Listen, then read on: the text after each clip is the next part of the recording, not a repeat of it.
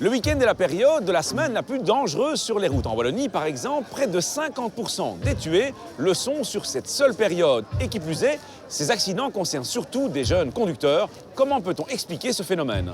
Je crois qu'il y a trois facteurs. Premièrement, les jeunes roulent davantage le week-end et particulièrement les nuits de week-end, même si ça n'explique pas tout, puisqu'on estime qu'ils roulent qu'ils parcourent 21% des kilomètres les nuits de week-end, mais sont représentés dans 39% des accidents.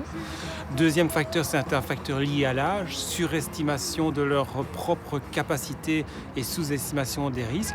Et troisième facteur, certains jeunes n'ont pas toujours les bonnes attitudes, les bonnes capacités, n'ont pas encore la bonne technique pour détecter les dangers, ce qui évidemment peut provoquer certains risques, notamment pour aborder un virage par exemple. Pour lutter contre ces accidents de week-end, une grande campagne est lancée en région wallonne. Voyons en quoi elle consiste. Qui va payer l'addition ce week-end? Alors on parle d'addition, c'est pas simplement qui va payer la tournée. On parle d'addition. Quelle addition? Vous buvez un verre, vous avez un accident. Et c'est là que l'addition va commencer. Pourquoi? Parce que vous avez un accident, vous avez des dommages physiques. Il y aura aussi des dommages collatéraux. Il n'y a pas simplement que les victimes, il y a également les familles qui vont devoir subir quelqu'un peut-être lourdement handicapé suite à cet accident. Et donc il y a une addition de conséquences. Et nous, ce qu'on veut, c'est enrayer la cause pour éviter les additions qui suivent. Nous avons choisi des activités plus familiales. C'est quoi? C'est les fêtes de Namur-en-Mai, les fêtes de Wallonie.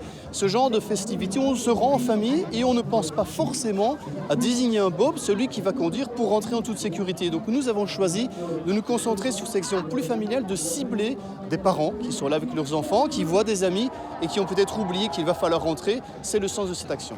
Ça vous inspire quoi tous ces accidents avec des jeunes? Je pense qu'il faut toujours garder un bob à partir du moment où on sort en soirée ou en festival. C'est toujours le week-end, c'est toujours un peu la fête, et donc c'est parfois difficile de dire non. Je pense que les jeunes savent conduire, c'est simplement qu'ils prennent beaucoup plus de risques, contrairement aux personnes âgées qui roulent plus prudemment, tout simplement. Mener une campagne de sensibilisation sur une thématique, c'est bien, mais pour être plus efficace, elle doit être accompagnée d'actions plutôt répressives. Et c'est là que la police fédérale intervient, en renforçant les contrôles. Et puis d'autres partenaires, la RYD bien entendu, qui continuent leurs actions dans les soirées, l'IBSR également, qui continue ses actions en parallèle. Enfin, n'oublions pas le rôle des parents dans les accidents de week-end impliquant de jeunes conducteurs, car même de jeunes adultes sont encore capables d'écouter les conseils raisonnables de leurs parents, comme par exemple prévoir un bob avant de faire la fête, ou encore ne pas se laisser accompagner par quelqu'un qui n'a pas respecté les principes du bob.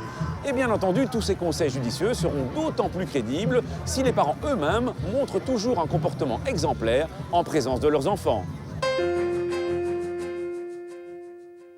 À la question de la semaine dernière, il fallait répondre que dans un rond-point à plusieurs bandes, pour sortir de celui-ci, je dois clignoter à temps et préalablement serrer à droite.